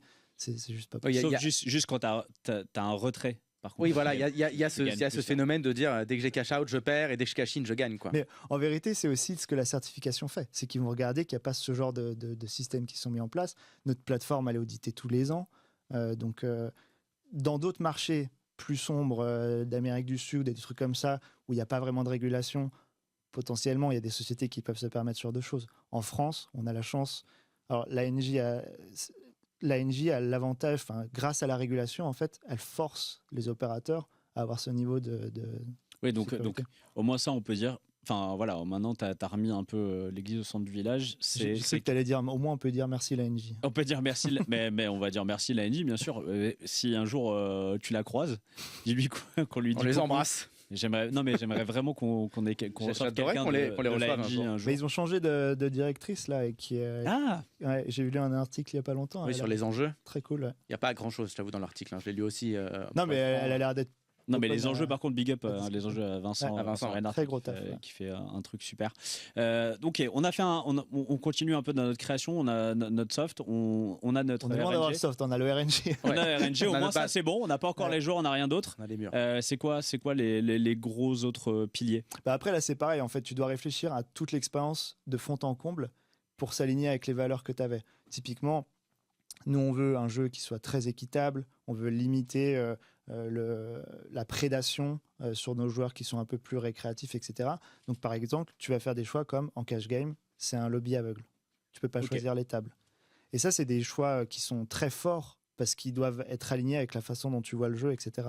De la même manière, puisqu'on veut rester un soft très accessible, la façon dont on va présenter les tournois, il y a toute une réflexion de soit on fout une grande liste Excel et puis tout s'aligne, soit on réfléchit à quelque chose d'un petit peu plus gamifié, plus en acceptation avec les standards du moment. Par exemple, quand tu vas sur notre appli, tu passes d'un mode de jeu en swipant. Ouais. Ça, c'est des petites choses. C'est pas révolutionnaire, mais c'est vraiment l'envie de s'adresser à des utilisateurs de 2026. Et pour autant, ça ne veut pas dire que sur le desktop, tu dois swiper pour passer d'un mode de jeu à l'autre, parce que c'est d'autres utilisateurs, c'est une autre façon de jouer au poker. Juste à titre personnel, tu avais une deadline pour sortir le soft? T'es obligé, dans nos métiers, tu es toujours obligé de te mettre une deadline. Parce que sinon, en fait, tu développes pendant 12 ans, tu sors ton soft et puis en fait, tu n'es plus d'actualité. T'as eu des moments un peu stressants dans ces... Enfin, j'imagine que tu as stressé tout le temps. Non, il y a des moments pas stressants. C'est quoi les moments où j'imagine où c'est le plus dur dans la création d'un soft, où tu te dis putain, ça on va galérer? Évidemment, plus tu t'approches de la deadline, plus le stress monte. Et en fait, tu as cette euphorie au début de ça y est, je peux créer un soft. Et moi, une des frustrations que j'avais chez PokerStars, j'étais là, mais on pourrait faire ci, et puis les nouveaux joueurs, ils débarquent, on pourrait faire ça, etc. Et donc moi, j'avais enfin les mains libres. Et en fait, tu passes le monde d'euphorie et tu dis, bon, en fait, ok, mais il faut être pragmatique. On n'a pas un budget limité, on a un temps limité. Et évidemment, plus tu te rapproches de la deadline, plus il y a le stress qui monte. Mais les jours les plus stressants, c'est quand tu te lances. Parce qu'en fait, comme on est une société qui avait déjà du poker avant, en fait, jour 1, tu as des dizaines de milliers de joueurs qui sont là, qui sont en train de jouer. Il faut que tout tienne. Ah, t'as pas été déçu, hein. Ouais, mais c'est surtout. Je vais aller regarder sur Club Poker ce qu'ils disent de bien. J'ai passé des bons moments sur C'est vrai que J'ai beaucoup travaillé ma paix intérieure. le lancement, ça devait être forcément une grosse pression. Et là, tu as le retour des joueurs qui, forcément, il y a eu plein de critiques parce que il y avait des bugs, il y a des trucs qui n'allaient pas, etc. Après, vous avez quand même, je trouve, été vraiment réactif et vous n'avez pas mis des œillères, même s'il y a des problèmes. Et c'était bien parce que plein de règles ont quitté le soft, je les en remercie. Mais ouais, comment ça se passe à ce moment-là? Genre vraiment, on est en mode, ok, là pendant 1 mois et demi, on dort plus, il y a plein de problèmes, on veut tout résoudre. On veut aussi suivre nos bases parce que les joueurs, c'est toujours pareil, on leur propose un produit et ils veulent autre chose. Et comment ça se passe? En fait, c'est exactement la différence entre GTO et exploitant. Tu vois, c'est notre feuille de route, c'est le GTO, c'est le chemin idéal, c'est comme ça qu'on veut que ça se passe. Mais notre métier aussi, c'est d'être à l'écoute des joueurs. BetClick, c'est une société qui doit écouter les joueurs. C'est dans notre ADN, on est player-centrique. Donc, effectivement, dans les premiers mois, on a changé nos approches, on a changé nos plans pour aller balancer quelque chose qui manquait, qu'on avait peut-être sous-estimé, où on s'est dit, non, mais ça, faut l'avancer dans notre roadmap. La roadmap, c'est le plan qu'on a sur ce qu'on doit livrer. Et effectivement, nous, dès les premiers jours, on s'est dit, ça c'était déjà prévu, de toute façon, qu'on allait faire une livraison par semaine. Et une livraison, c'est beaucoup de travail parce qu'en fait, tu as le développement, tu as le test, tu as s'assurer que ce qu'on a développé n'a rien cassé. Donc, c'est énormément de travail. Là, aujourd'hui, chez BetClick, on en fait une plutôt toutes les 2 semaines. C'est plutôt ça, les standards dans l'industrie ou même dans l'industrie informatique. Et là, on s'était passé à 1 par semaine. Donc, c'est énormément de travail, beaucoup de stress. Du travail où tu ne dois pas te précipiter non plus parce qu'on est là aussi pour durer. C'est pas éphémère ce qu'on est en train de créer. Donc, on ne va pas commencer à faire des choses qu'on redémontera plus tard. Donc, il faut arriver à choisir les bons niveaux de priorité. Tout ça dans un environnement assez stressant, ça c'est sûr. Donc, c'est sûr que tu passes quelques mois, pour le coup, qui ne sont pas les plus fun de ta vie. Ouais. Et justement, avant le lancement, vous avez fait des bêta tests. Comment vous testez, voir si votre soft, alors pas seulement il marche, mais aussi il plaît à un pool de joueurs? Ouais. Ça fait partie de... C'est pas uniquement lié au monde du poker, c'est dans le monde du produit. Tu fais de ce qu'on appelle de l'UX research. Donc, tu mets des prototypes entre les mains de certains joueurs. Tu peux mettre juste des visuels. Tu fais des interviews d'1 heure où tu mets le soft entre les mains. Puis, il y a quelqu'un qui va te poser des questions. Qu'est-ce que là, tu penses qu'il manque quoi, ce genre de choses. Donc, ça fait partie de notre process créatif en permanence. Même les fonctionnalités qui vont sortir bientôt, elles ont été mises entre les mains de certains joueurs. Des belles fonctionnalités. Une exclue. Il a dit qu'il en donnerait. Mais du coup, on fait toujours. J'ai pas dit ça. Si, j'ai dit qu'il en donnerait. T'inquiète, là, il y a 2-3. On va te donner des idées dans quelques minutes. Ouais, t'inquiète pas. Mais du coup, on les met entre les mains de certains joueurs. Sur le Discord, de plus en plus, on commence à montrer des trucs un peu en avant-première en disant qu'est-ce que vous en pensez? Ah ouais, vous aimez pas ça? Pourquoi? Non, le Discord est bienveillant. Ouais, ils sont bienveillants. Vous avez pas pris le mec de Club Poker du coup? Si, justement. Ah. C'est une forme de bienveillance. C'est la bienviolence, on appelle ça. C'est la bienviolence, c'est pas mal ça. Mais du coup, non, c'est hyper important qu'on échange. Et après, nous, on a aussi cette force, et c'est les choix qu'on a fait dès le départ, d'être très réactif, c'est-à-dire qu'on peut très vite changer quelque chose, ajuster, etc. Parce que tu es maître de ton propre soft, et ça devait être... Mais malgré tout, ça ne veut pas pour autant dire qu'on navigue à vue, et c'est le retour des joueurs qui nous indique. Nous, on a quand même une vision très long terme. On a des bonnes directions qu'on sait qu'on va prendre.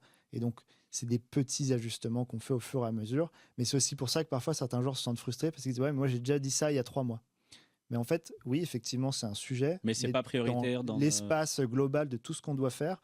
Forcément, c'est peut-être un peu moins prioritaire.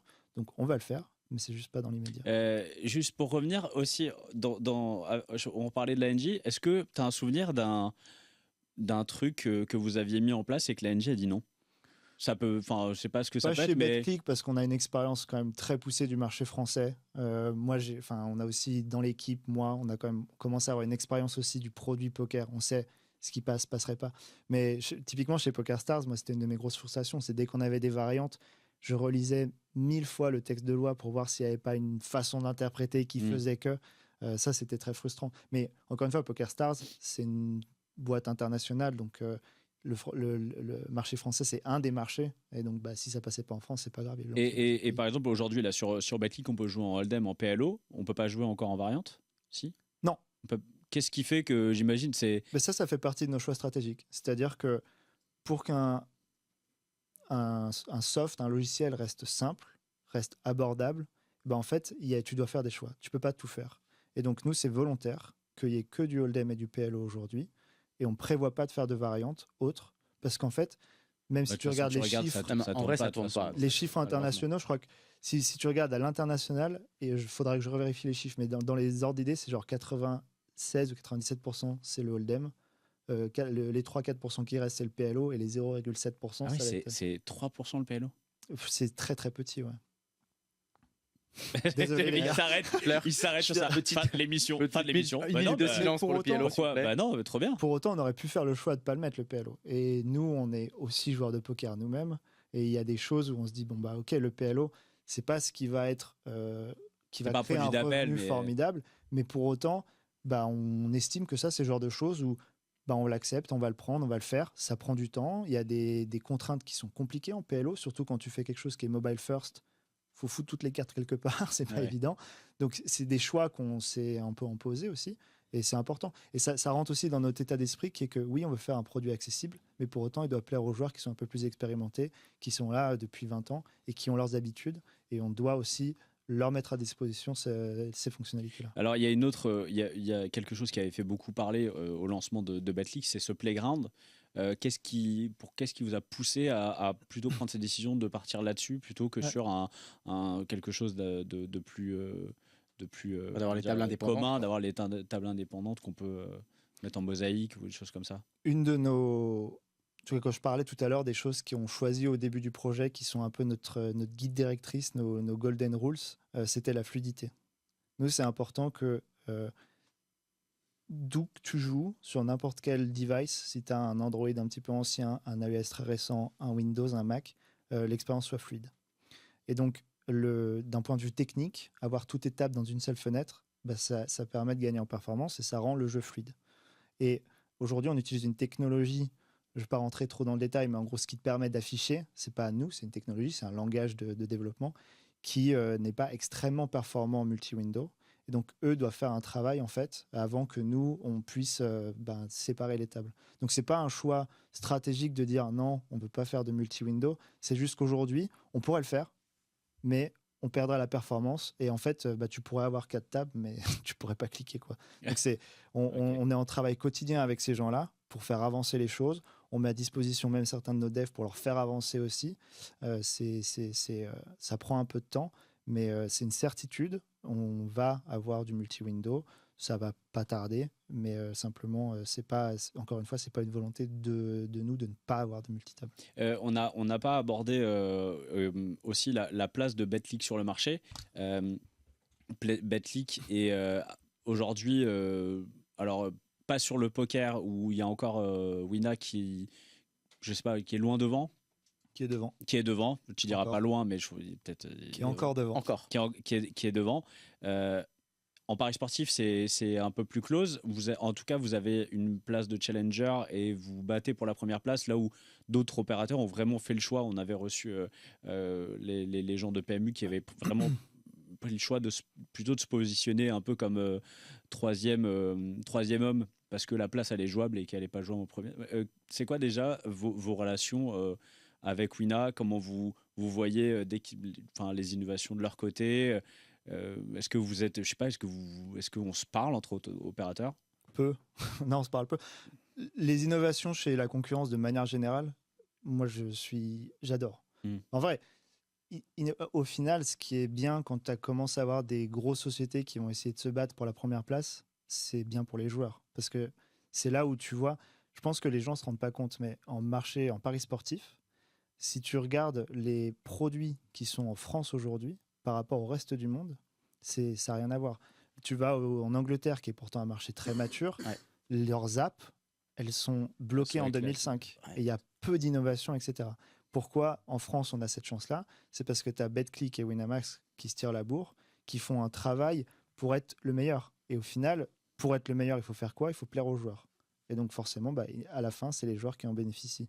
Et il n'y a qu'à voir. Nous, depuis qu'on s'est lancé, le marché il est en croissance en nombre de joueurs. Et nous, on en est grande partie responsable parce qu'on a 2 fois plus de nouveaux joueurs chez nous que les autres acteurs du marché. Donc on tire le marché vers le haut en nombre de joueurs aussi. Et on le fait grâce à l'innovation, etc. Et donc, quand on voit les innovations chez Winamax ou chez d'autres, bah, c'est top parce qu'en fait, c'est le marché tout entier qui en bénéficie. Après, nous, notre approche, ben, on est effectivement le numéro 2 en France, largement. Et ça, c'est grâce à notre travail avec Playtech. Et c'est aussi pour ça qu'on a décidé de partir à un moment. C'est que pour aller plus loin, pour aller chercher la marche qui est la suivante, tu dois être en full contrôle de ton produit, de ton offre, de ta game intégrité, de ton marketing, etc. Et donc, c'est aussi pour ça qu'on a fait ce choix-là et qu'on est en train de travailler sur ce. Alors, tu vois, quand Wina ils sortent une grosse innovation, par exemple, comme les Space KO, qui a été. Alors, ça a été un bouleversement. Il se passe quoi dans les bureaux de Betclic le lendemain? Vous étiez est-ce que vous l'anticipiez, vous étiez au courant, ou c'est vraiment vous le découvrez comme tous les autres joueurs? Ça dépend des innovations, mais celle-là, ouais, moi, je l'ai découvert ce jour-là. Après, ce qui est intéressant, c'est que finalement, c'est une innovation. Tu vois, chez PokerStars, il y avait, depuis très longtemps, il y a Kickoff. Je ne sais pas si vous voyez ce que c'est. Tu m'as dit que tu l'as écrit dans le mail que c'était c'est un peu l'ancêtre. En fait, c'est le côté j'élimine quelqu'un et il y a un truc aléatoire qui va se passer. Sauf que c'était une série de sit and go 3 joueurs, il me semble, qui font en step en gros. Et tu pouvais t'arrêter, re-rentrer quand tu voulais. C'est un petit peu essayer d'ajouter l'aspect spin roulette dans le tournoi. Quoi. Ouais. Et du coup, tu vois que tout à l'heure, quand je disais la façon d'innover, c'est autour de comment on distribue l'argent. Il n'y a pas non plus 1 milliard de façons de le faire. Il y a eu, si tu regardes les MTT, il y a eu les Vanilla, ensuite il y a eu les KO, ensuite il y a les progressifs KO, ensuite il y a les Mystery qui sont arrivés, et maintenant les SKO. Forcément, tu regardes avec un œil intéressant. Si tu es joueur, tu dis est-ce que ça va être une bonne chose ou pas pour l'écosystème. Et puis après, tu laisses aussi un peu de temps pour voir si c'est quelque chose qui va rester ou pas. Parce que d'expérience chez PokerStars, il y a des choses qu'on a lancées qui tu gagnes pas à tous les coups. Et donc après, tu regardes ça avec intérêt. Et puis tu te poses la question est-ce que c'est intéressant de le faire aussi ou pas? Typiquement, est-ce que ça, c'est quelque chose. Alors, je sais pas si tu peux nous répondre ou pas, mais est-ce que c'est quelque chose que vous dites vous avez envie de faire la même chose parce que ça va. En fait, pour copier, il faut que ça reste. Dans le milieu, par exemple, les spins, même les expressos, parce que c'est Wina qui a créé les expressos. Quand les expressos sont arrivés, ça a été copié par tout le monde parce que c'était une véritable révolution. Est-ce que quand il y a les SKO qui sortent, vous dites il faut qu'on fasse la même chose? On se dit est-ce qu'il faut qu'on aille dans cette direction-là? Nous, aujourd'hui, on est en train de travailler sur notre off MTT. Là, c'est un de nos sujets du moment. Parce qu'aujourd'hui, on n'a pas encore les satellites, on n'a pas les flights.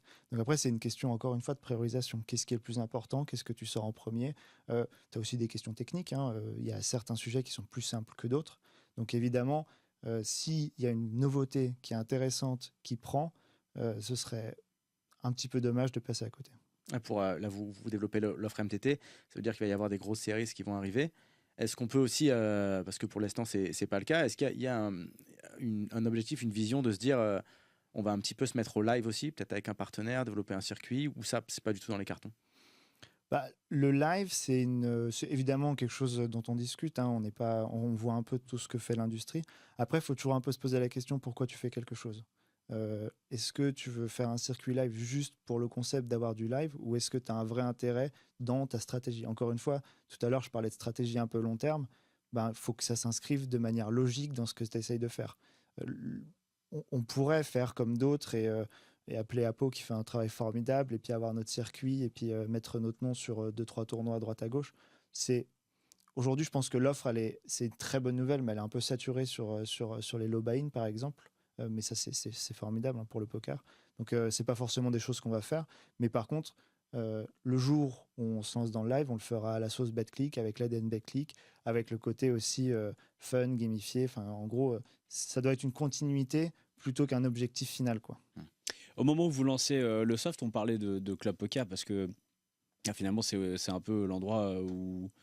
un peu pas le café du commerce, mais finalement, c'est la plus grosse communauté française de poker. C'est là où on débat des choses, plus expérimenté, ouais. Où on défait des carrières. Alors j'imagine que tu es bien stressé le jour du lancement. Tu as tout donné sur ce soft, tu as donné ta vie et tu as un retour, évidemment, parce que les gens qui aiment les choses ne l'écrivent pas. C'est comme ça que ça se passe. En général, tu en as un ou deux qui s'est perdu, mais c'est les gens qui n'aiment pas les choses qui le disent. Et puis de toute façon, c'était quand vous sortez le soft, il était perfectible. Ouais, il était très perfectible. Et ça s'est très vite amélioré, comme je disais tout à l'heure. Toi, point de vue personnel, comment tu l'as vécu de voir, c'était un peu ton bébé et de te faire un peu cracher dessus comme ça. Bah, déjà, moi, C'était clairement beaucoup trop violent pour. Je suis sur PokerStars parce que j'étais PokerStars, sur Club Poker. J'étais PokerStars Cyril. Moi, je suis représentant de la room depuis 2017. Ah oui, donc t'étais déjà blindé. T'avais l'habitude. T'avais pris des balles, T'avais déjà. J'avais déjà pris des tirs croisés. Ok. Après, au-delà de ça, quand on lance le soft, on n'est pas complètement stupide non plus. C'est-à-dire que les retours que les joueurs font de manière générale, on les découvre pas. C'est-à-dire on tombe pas des nues. Ah bon, il y a pas de son. Ah bon, ah bon. C'est pas des grandes surprises. Et après, avec l'expérience, tu lis entre les lignes aussi un peu et tu comprends. Et moi, j'ai tendance, par exemple, je pense que c'est un peu inconscient, mais je retiens pas les pseudos des gens. Et je prends rien de personnel. Là, je pars sur les accords Toltec, en gros. Tu prends rien de personnel, tu regardes les messages. Et puis, encore une fois, on n'a pas lancé. Et puis, on attendait comme des canards au milieu de la chasse, en train d'attendre ce qui va se passer. On a notre roadmap qui est planifié. On sait ce qui arrive par la suite. C'est comme se prendre un gros bad beat, en fait. Si tu as un plan de jeu, si tu sais ce que tu veux faire et si tu sais pourquoi aussi ce que tu as fait, bah, prendre la critique juste une étape. est complètement différent.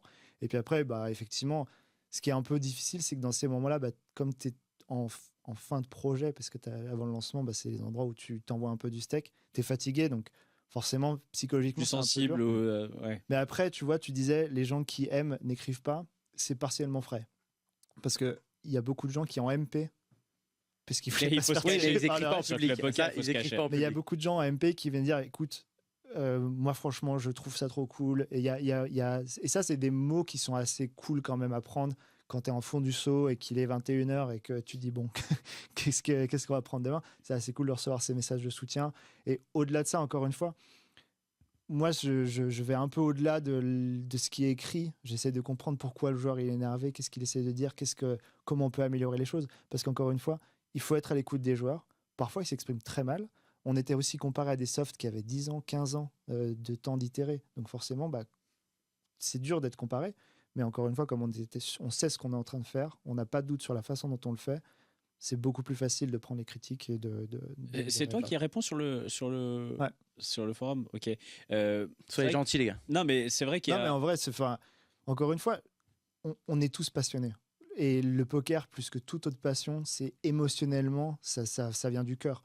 Donc forcément, quand tu es engagé comme ça ne m'étonne pas qu'il y ait des gens qui s'expriment de manière forte. Bah, c'est en plus, pour le coup, excuse-moi, je te coupe, c'est que les joueurs, on passe énormément d'heures sur un soft. Exactement. Donc c'est vrai, quand il y a un petit truc, je pense par exemple, je me rappelle au début, il n'y avait pas les 4 couleurs au début. Ouais. C'est vrai que quand tu as l'habitude depuis 15 ans de jouer avec ça et que là d'un coup il n'y a pas, tu as l'impression que ton cerveau il bug à chaque main, quoi. Donc, mais en plus, de manière générale, on est tous réticents au changement. Donc là, tu as changement, plus effectivement, il manquait quelques options, etc. C'est normal que les gens agissent comme ça. Après, je ne suis pas en train de dire revenez sur Club Poker et insultez-moi, ça me fait rien.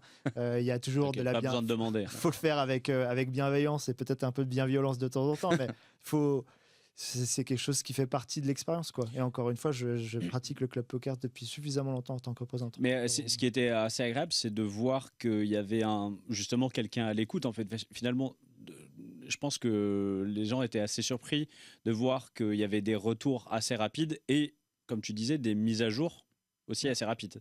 Oui, on a vu qu'on était écouté, ouais. Mais ça fait aussi partie, encore à nouveau, BetClick, player-centric, ça fait partie de notre ADN de mettre la communauté. Et moi, bien avant ça, quand j'étais chez PS, c'était moi qui avais dit à mon boss à l'époque, est-ce que je peux aller représenter PokerStars ? Parce que je trouve que c'est hyper important. Le poker, mine de rien, on joue beaucoup de manière séparée. On est tous chez nous quand on est en solo, mais il y a comme une communauté. Il y a qu'à voir sur les live events ce qui se passe, etc. On est tous contents de se retrouver quand on y est. Donc, l'aspect communautaire, il est hyper important. Et nous, on doit aussi utiliser cette communauté pour comprendre là où on a fait mal les choses, là où on a fait bien les choses aussi, et capitaliser là-dessus. Tu as dû aussi mettre ta petite armure quand tu es venu annoncer qu'il y avait une baisse du rakeback. Ça, pour le coup, je pense que ça devait être l'une des choses les plus dures à annoncer parce que les joueurs, le rakeback, c'est surtout, il y a toute une partie qui vit grâce à ça. Je pense aux joueurs pas mal de joueurs de spin. C'était quoi un petit peu la décision derrière ça ? La décision, je l'avais expliqué à l'époque. Il y a les taxes qui ont évolué au 1er juillet. Nous, on a réagi à ça. Après, le rakeback, c'est sûr que c'est hyper important, mais si tu regardes juste le chiffre du rakeback, effectivement, il y a il n'y a pas que ça. Enfin, en tant que joueur, tu prends pas ta décision que sur le back. Donc, on est aussi conscient que nous, puisqu'on a énormément de nouveaux joueurs, de joueurs récréatifs, on a une liquidité qui est top pour les récréas parce qu'ils ne se font pas marcher dessus en permanence, contrairement à d'autres sites où il y a l'international aussi qui joue, parce que ça, faut quand même le rappeler. BetClick, puisqu'on n'a que des joueurs français, il y a moins accès à nos tables que sur d'autres sites où, par exemple, on avait ce souci avec Playtech, où via le point ES, tu as des joueurs russes, brésiliens, biélorusses. Oui, d'ailleurs, on rappelle, en fait, c'est les joueurs français, mais même les joueurs français que en France. Je crois que tu peux pas. C'est des joueurs, il faut être résident français, donc il faut être en France au moins 6 mois par an pour pouvoir. Donc, je sais pas, tous les gens qui habitent à Malte, par exemple, ne peuvent pas jouer sur BetClick, mis à part le fait. Après, en fait, ce qui se passe, c'est que s'ils sont résidents français, ça passe, et après, normalement, c'est à eux de vérifier. Mais si tu joues dans un endroit où il y a une régulation locale, la régulation locale peut t'interdire de jouer sur du .fr. Donc ça, c'est la responsabilité de chaque joueur de s'assurer qu'ils sont. Et encore une fois, ça, c'est la Game Integrity qui gère ce côté-là. Parce que ça, on sait que c'est aussi un souci, comme tu disais, les Russes ou plein d'autres nationalités qui arrivaient. Moi, je m'en fous qu'ils viennent. Hein. C'est ce qui me fait chier, c'est qu'ils soient forts. Bah, en fait, c'est pas des récréatifs qui viennent. C'est que des règles qui viennent. Il n'y a pas de récréatifs. Ouais, les Russes, ils sont tous forts, de toute façon. Donc, oui, non, c'est ça. C'est la Game Integrity qui ça fait partie de leur fonction. Ouais. Donc, ils ont leur petite loupe. Donc on a dit là, c'est lancé. Aujourd'hui, c'est quoi les grosses étapes qui vont arriver sur le soft, hein, je parle vraiment du soft BetClick. Bah, nous, on a toujours notre ligne conductrice qui est aujourd'hui, on se focalise pas mal sur les MTT. Parce que vous n'apprenez pas de vos erreurs, c'est incroyable. Je vais faire mes demandes cash game juste après. C'est clair. Je sais que je vous fais pas plaisir, mais la vérité, c'est que si tu regardes les chiffres de l'ANJ, le cash game, c'est quand même un marché qui est un petit peu descendant, même à l'international. Alors, en France, il descend moins vite que le reste du monde, et encore, nous, le cash game augmente chez BetClick. On a cette opportunité-là, cette chance-là. Yes. Mais en termes de taille de nombre de joueurs, etc., le MTT prend quand même la main. Donc on se focus pas mal sur les MTT en ce moment, et il y a quelques nouveautés qui vont arriver dans les mois à venir. Allez, c'est le moment, Cyril, balance des exclus là. Des belles nouveautés. Des belles nouveautés. Ah, alors pour améliorer un nouveau skin de carte. Vas-y, on fait nos doléances, on te fait nos demandes un peu. En cash game, il y a plusieurs points qui pourraient améliorer il en a rien à foutre, il écoute pas, mais il a mis de la musique dans son casque. Comme ça, je vais savoir est-ce qu'elles sont dans la roadmap ou pas. Non, je pense à deux principales. Le premier, c'est les joueurs qui décavent. C'est assez insupportable, ça, pour le coup. Les joueurs qui vont, si tu as 30 bébés, et puis dès qu'ils doublent, et puis il y en a, ils le font 15 fois par jour. Et il y a aussi ce problème de buttoning, parce que vu que justement, c'est des tables où... Alors maintenant, il y a le chiffre du nombre de joueurs. Donc on peut savoir s'il y a un mec qui attend en heads up ou pas. Mais c'est vrai que toute la journée, on se fait un petit peu buttonner la gueule, et c'est assez insupportable. Est-ce que ça, il y a des choses qui vont être faites pour modifier ça, ou pas tout de suite? Tu vois, tu as mentionné les chiffres qui affichent le nombre de tables. Ça, c'est typiquement des doléances de joueurs comme vous qui nous disaient ce serait cool d'avoir cette information, etc. On aurait pu se dire aujourd'hui, on s'en fout, on travaille sur le MTT, et puis le cash game, ça arrivera plus tard. On essaye quand même de rentrer dans nos roadmaps des moments clés sur d'autres choses qui sont moins prioritaires, mais pour autant qui sont importantes pour les joueurs. Parce que c'est vrai que quand tu es joueur cash game, en fait, ce qui se passe sur MTT, ça t'intéresse pas forcément. Donc nous aussi, comme tu es un joueur comme un autre chez nous, faut qu'on te donne de notre temps aussi. Et donc pour le coup, pour les choses que tu décris, nous, on a des choses qui vont arriver à la mi-février pour améliorer déjà pas mal de choses sur la partie cash game.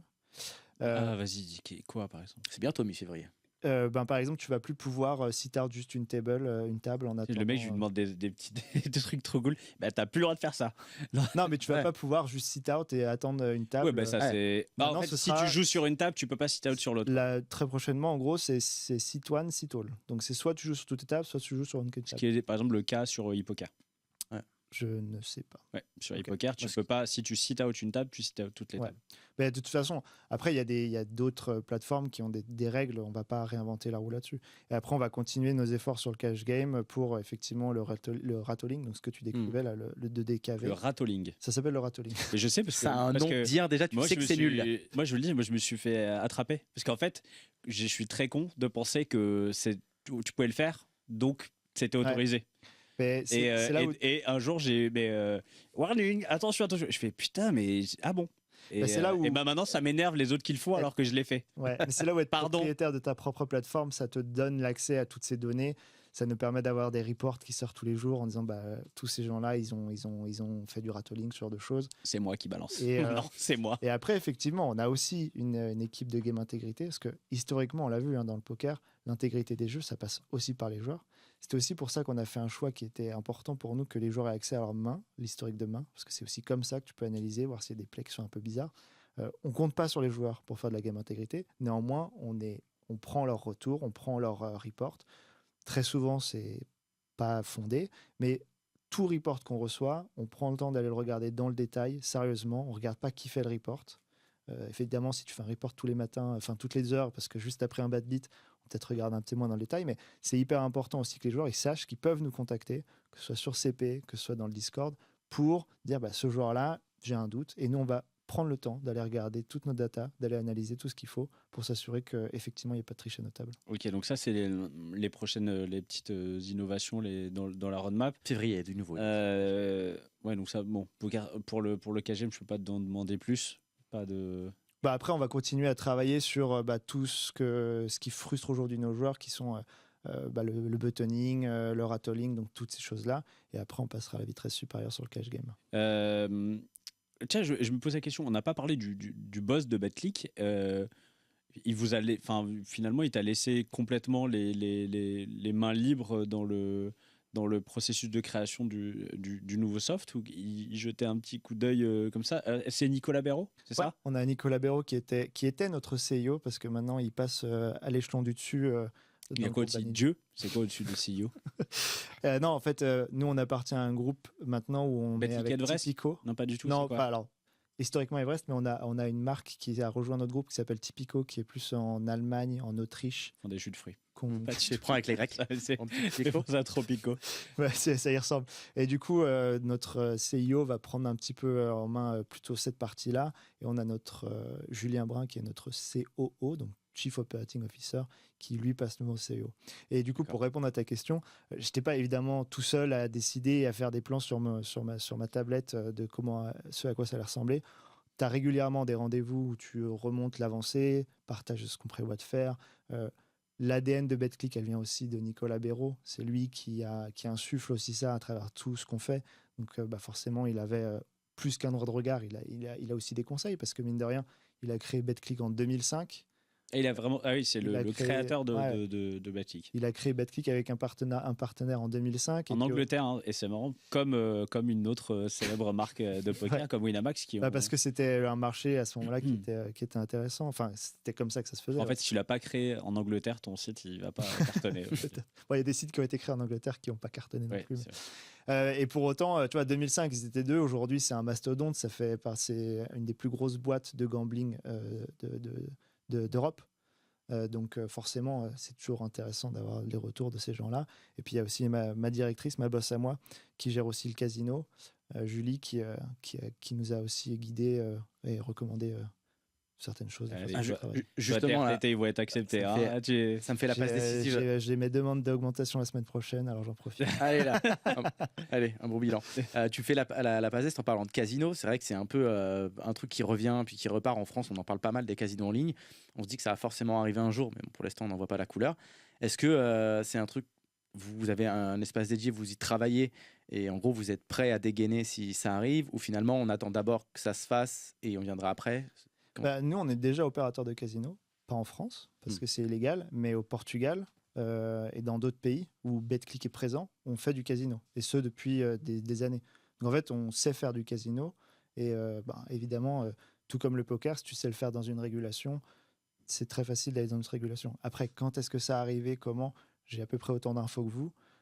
Mais c'est important que ça arrive, parce que si tu regardes les dernières, il y a l'Avgel qui a fait une étude, là il y a plus de 5 millions de Français qui joueraient au casino. J'avais entendu. Et d'après leurs analyses, tu as 60% des gens, je crois que c'est 30%, enfin il y a une grosse portion de ces gens-là qui montrent des signes d'addiction. Et ça, c'est hyper important d'en parler, parce que finalement, un marché régulé, c'est aussi le financement de la lutte contre l'addiction, c'est aussi des standards qui sont hyper importants pour lutter contre le jeu addictif. Et donc, je pense que c'est bénéfique pour ce marché-là, qui existe en fait, d'être régulé pour ces raisons-là. Et évidemment, il y a aussi tout le revenu fiscal que l'État français passe à côté. Enfin, je crois qu'il y a 2 pays en Europe qui n'ont pas le casino en ligne. Donc c'est quoi l'autre? Je me demande si c'est pas Chypre. Ah, t'es sûr qu'ils n'avaient pas le casino en ligne? En tout cas, il y en a beaucoup qui sont basés là-bas. Quand même. Il y a une belle offre de casino en ligne. Non, je crois. ouais, bref. Faudra lire ça sur les enjeux. Il a fait un bel article. On a parlé un petit peu du live. Il y a un truc aussi qui... Bah, tu étais chez PS, tu as connu les grandes ères des teams pro. Après, maintenant, ça a disparu. Et c'est vrai que maintenant, plus que Wina quasiment en France qui a une team pro. Est-ce que ça, c'est prévu dans une roadmap? Vraiment pas du tout pour le coup. Nous, on investit principalement sur des streamers en ce moment. On a Team Laponte qui nous a rejoint, là, qui nous fait des streams Mathieu, depuis quelques... Ouais, Mathieu Laponte qui nous fait des streams depuis plusieurs semaines. On a signé aussi d'autres streamers qui vont être annoncés la semaine prochaine. Et j'ai oublié son prénom. Non, c'est le pseudo, ça, si tu l'as. Ouais, mais là, j'ai un trou. Il y a lui. On l'adore. Il a commencé les streams avec nous hier. Ça me reviendra dans une seconde. En plus, tu me l'as dit juste avant le début de l'émission. Et toi, tu te rappelles pas? Bon, je connaissais pas. Okay. Bon, si, je connaissais. Lucho, mais si, en plus, c'est bien ce que j'allais dire. J'ai refait le chemin et il fait les spins. Et si, Lucho, Team Family. effectivement, qui va commencer à faire du stream. Lucho Family, non, c'est pas ça, non, Lucho. Bah oui, il a une structure, mais Lucho. Lucho Poker. Donc, effectivement, après, pour des joueurs live, c'est pas notre focus. Nous, on fait du online, donc pour le moment, on se focus sur ça. Donc pas forcément de représentant de la marque en tant que tel, un team pro à l'ancienne, plutôt en fait quelqu'un qui fait du contenu et qui pour le moment, ouais. Stream influenceur. C'est aussi important de pas brûler les étapes, d'aller. C'est aussi un peu ce qu'on essaie de faire chez BetClick, c'est être focus. Et si tu commences à faire du live, d'aller faire un truc à droite à gauche, etc., c'est là où tu perds ton focus. Et donc on reste sur notre plateforme pour le moment. Pour finir, qu'est-ce qu'on peut souhaiter à BetClick pour les années à venir? C'est vraiment une question de c'est une question de sortie. C'est une question de sortie du monde. C'est le moment où tu gagnes ton augmentation. Vas-y, à toi champion. Non, mais ce qu'on peut souhaiter, c'est que les joueurs continuent à comprendre ce qu'on est en train de faire, que on arrive aussi à livrer notre roadmap. On a vraiment des belles choses dans le sac. On a de l'innovation aussi qui va arriver un petit peu plus disruptive dans les années à venir, ou voire même un petit peu avant. Donc pour nous, là, on est vraiment en phase de consolidation. On a encore beaucoup de choses à faire qui sont relativement simples et basiques, mais on a énormément de belles choses qui vont arriver. BetClick a aussi décidé d'investir massivement dans le poker. On n'est pas juste là pour être là quelques années. GG Poker a mis 4 ans pour aller chercher Poker Stars. Donc, on a une timeline. Donc, on va aller continuer de travailler là-dessus. On va continuer de développer le poker et d'être moteur dans le poker. Ça fait plusieurs années que BetClick est moteur dans le poker. Donc, on va continuer dans cette direction-là. Et puis, voilà. Juste pour une roadmap, c'est quoi? Ça va jusqu'à combien d'années en avance? Alors, ta roadmap et stratégie. Disons qu'en gros, à 5 ans, tu te mets des grands axes. Et en plus, après, c'est plutôt une stratégie. Donc, c'est plutôt des stratégies de boîte, mais elles sont déclinées aussi sur le poker. Et après, à 1 an, tu sais globalement ce que tu vas faire. Et après, nous, dans le détail, tu es plus à 3 mois. Et donc c'est vraiment très court terme, quoi. Tant mieux. Sur ce que tu veux faire, parce qu'en fait, c'est aussi ça qui te permet d'être réactif. Si tu prépares tout ce que tu vas faire pendant 5 ans, tu fermes les écoutilles et puis tu avances tout droit, tu vas droit dans le mur. Donc c'est aussi ce qui nous permet, et notre force, c'est d'être à l'écoute des joueurs, de faire évoluer la plateforme avec leur retour, et puis avec le marché aussi, parce que le marché change, évolue, donc on doit aussi s'y atteler. Bon, écoute, on va suivre ça. On sait déjà qu'il y a des choses qui arrivent là dans les 15 jours. T'as des mi-février, on va être à l'affût, en tout cas. Qu'est-ce qu'il y a des petites demandes? Non, je regardais vite fait. En tout cas, merci beaucoup Cyril d'avoir répondu à nos questions. Et puis on peut te contacter sur le club poker. Ouais, avec plaisir. De toute façon, c'est en MP, on t'envoie des petits messages sympas. Gentil. On t'insulte sur le forum. Mais t'es formé pour ça. Non, mais en vrai, moi, c'est toujours un plaisir. Même si les formes de messages sont parfois un peu compliquées, mais même recevoir des MP, échanger avec les joueurs, moi, c'est un vrai plaisir. Mais de toute façon, ça s'est calmé quand même. Globalement, c'était avec le lancement, c'était là où c'est un peu chaud, c'était très sanguin. Et là, on voit même les discussions, finalement, il n'y a plus trop de trolls et c'est des gens qui sont là pour faire avancer le... Ouais. Et puis en vérité, moi, encore une fois, une de mes envies, c'était de redonner à la communauté. Donc, je prends le temps. J'ai pas tout le temps de passer tous les jours sur Club Poker ou le Discord parce qu'il y a quand même autre chose à faire. Enfin, j'ai d'autres priorités. Mais dès que j'ai un peu de temps, j'aime bien y aller, passer du temps. Putain, t'avais fait un sans faute. Et là, il dit que t'as pas le temps de rentrer sur Club Poker. Le matin, quand il veut changer les idées. Hop, allez, j'ai d'adrénaline. Lucie, tac. Bon, merci beaucoup, Cyril. En tout cas, c'était un véritable plaisir de voir. Et puis, hyper intéressant de voir un petit peu tout, comment on crée un peu, puisqu'on va peut-être. Nous, on a prévu de créer notre truc, non? Ouais.